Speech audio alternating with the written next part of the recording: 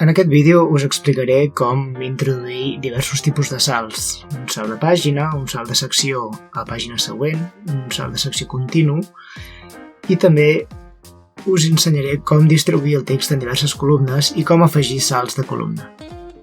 Fixeu-vos, el primer salt, el més comú, el que coneix pràcticament tothom, és el salt de pàgina. Si jo vull que aquest títol d'aquí comenci en una pàgina nova, és tan senzill com col·locar-me a davant del títol i apretar Ctrl-Enter, de manera que se'm generi una pàgina nova i aquest text on jo era començarà a una pàgina diferent.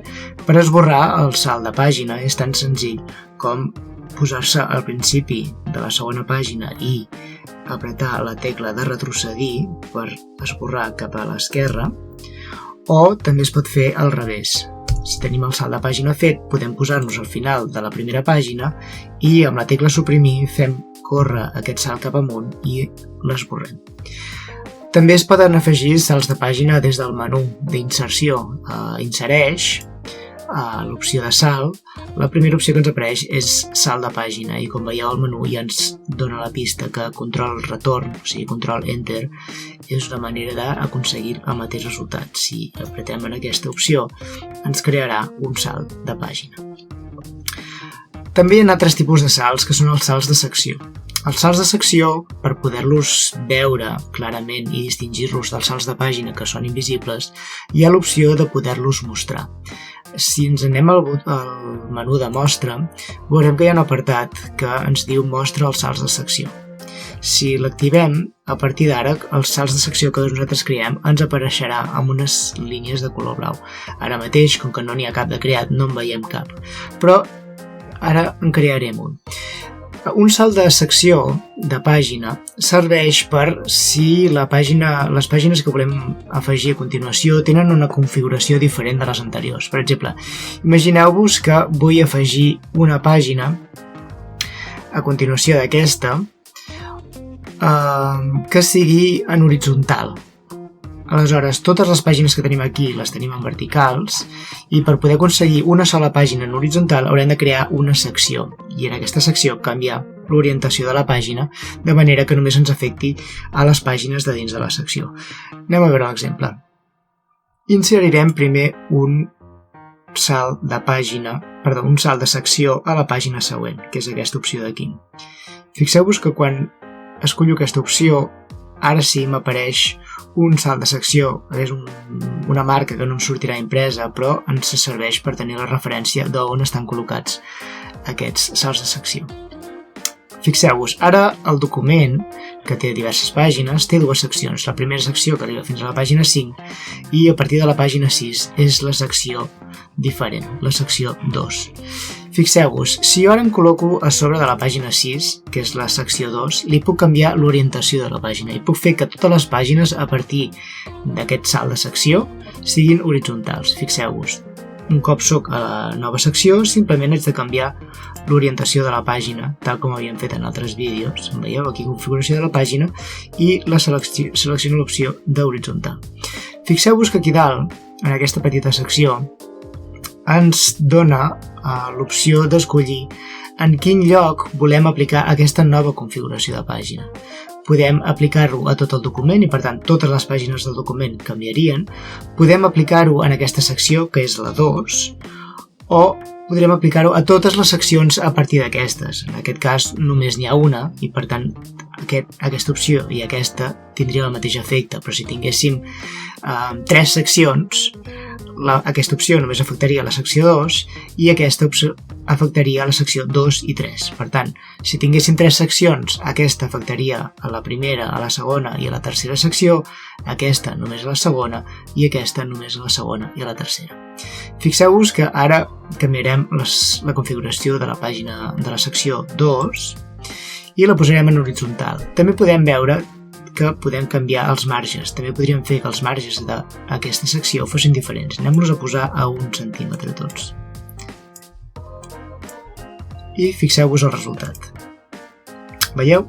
Tenim totes les pàgines de la secció 1, que és des de la primera pàgina fins a la pàgina 5, que continuen en orientació vertical. I a partir de la secció d'aquest salt de secció comença la secció 2, que són pàgines que ara mateix estan en horitzontal i amb un marge d'1 centímetre a cada banda. Veieu? I ens afecta a totes les pàgines que hi ha dins d'aquesta secció. Si resultés que només volguéssim, imagineu-vos, la primera pàgina de la secció 2, aquesta, en horitzontal i totes les altres en vertical, doncs seria tan senzill com introduir un salt de secció entre la pàgina 6 i la pàgina 7, de manera que la 6 em quedaria en horitzontal i la pàgina 7 només em quedaria en vertical. Fixeu-vos, el que faré serà esborrar el salt de pàgina que tinc i un cop tinc aquest salt de pàgina esborrat, inseriré un salt de secció de pàgina següent. Veieu? Ara ja ens ha creat una nova secció i aquí tenim la marca que ens ho diu. Tornarem a posar el títol corresponent en aquest títol, que era un títol 2, d'acord? I ara convertirem aquesta secció, que és la tercera, en vertical un altre cop. Per tant, anirem a Fitxer, Configuració de la pàgina, i escollirem el vertical i posarem els marges tal com estaven, que no recordo exactament si eren 2,75, posaré 2,5 i després revisaré quina era la mida, de manera que ara ens quedarà, veieu, les pàgines de la 7 fins al final en vertical, la pàgina 6, que és de la secció 2, en horitzontal i les pàgines anteriors en vertical. D'acord? Per poder esborrar un salt de secció és tan senzill com col·locar-nos al final de la secció anterior i apretar la tecla de suprimir. Veieu? Se m'ha esborrat el salt de secció i ara totes les pàgines que venen a continuació, en aquest cas aquesta, continuarà amb el format de la secció anterior. Tornarem a inserir un salt de pàgina normal i corrent i tornarem a posar el títol com tocava. I fixeu-vos que ara només tenim la primera secció, perquè la secció 2 ha desaparegut, i la que era la secció 3, que començava a partir de la pàgina 7, ara és la secció 2.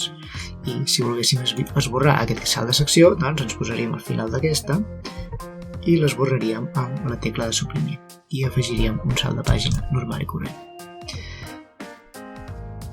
Veieu? És així de senzill. Tornarem a posar el títol com tocava. També tenim l'opció d'utilitzar el format de columnes i distribuir el text en les columnes que nosaltres vulguem.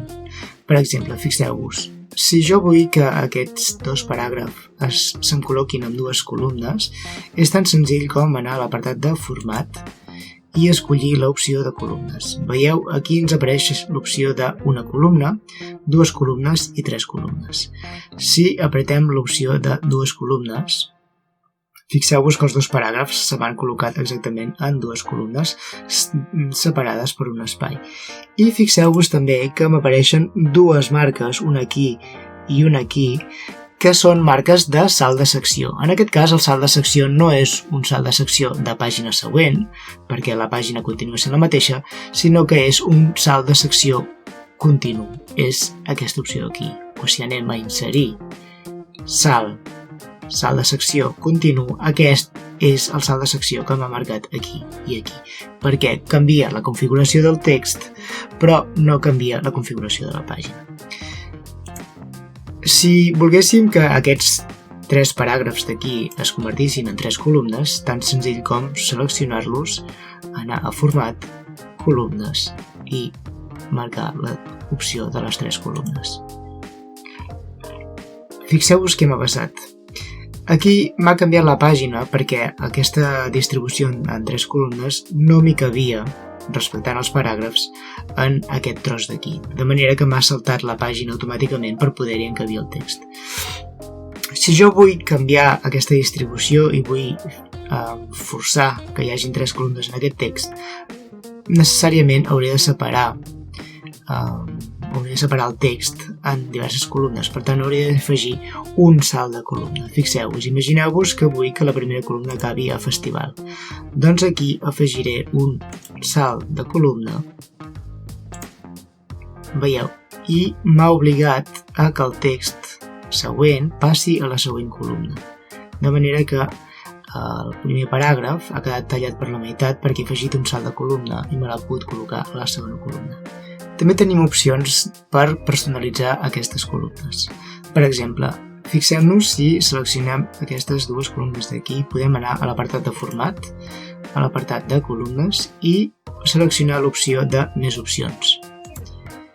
Aquí podem escollir el nombre de columnes, en els dibuixos ens en apareixien 3, i és el número de columnes que podem posar. No podem posar més perquè el text quedaria massa estretes i amb prou feines es podria llegir, seria de mala lectura. Per tant, les opcions que tenim són de 1, 2 i 3, que són les mateixes que estaven dibuixades en el menú anterior. Però sí que podem canviar l'espaiat entre les columnes.